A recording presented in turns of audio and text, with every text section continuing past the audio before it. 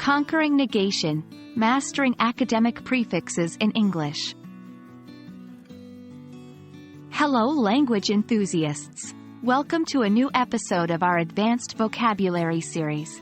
Today, we're going to delve deep into the world of prefixes.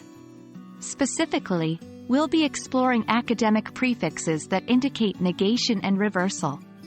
You might not realize it, but these prefixes are really powerful tools that can transform your vocabulary and boost your academic English skills. Let's get started. Firstly, what exactly is a prefix? A prefix is a group of letters added at the start of a word to create a new word with a different meaning. In the realm of academic English, prefixes play a vital role in building complex and precise vocabulary. When it comes to negation, the most common academic prefixes are un, in, non, and dis. Un is the most commonly used. It can be added to adjectives, verbs, and nouns. Examples include unhappy, undue, and untruth. In is also used with adjectives and some nouns, but it often becomes ill before l, im before b, m, or p, or ir before r. Examples include invisible, illogical, impossible, and irrelevant. Non is generally used with nouns and some adjectives derived from nouns. Examples include nonsense, non-fiction, and non-toxic. Finally, dis is mainly added to verbs. Examples include disagree, dislike, and disassemble. Prefixes can also denote reversal or undoing. Common academic prefixes for reversal are de, un, and dis.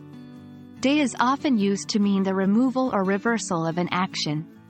Examples include deactivate, declassify, and defrost.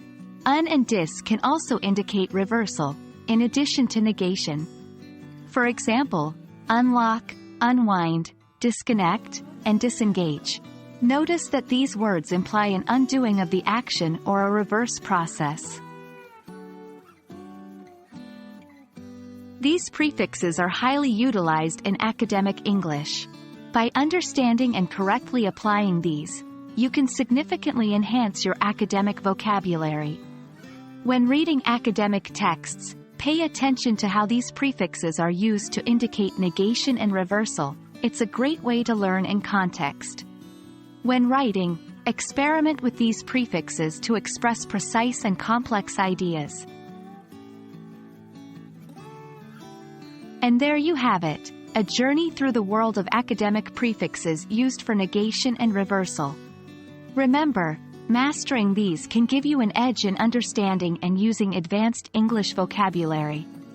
We hope this video helps you in your ongoing English language learning adventure. As always, keep practicing, stay curious, and keep expanding your horizons. Until next time, happy learning!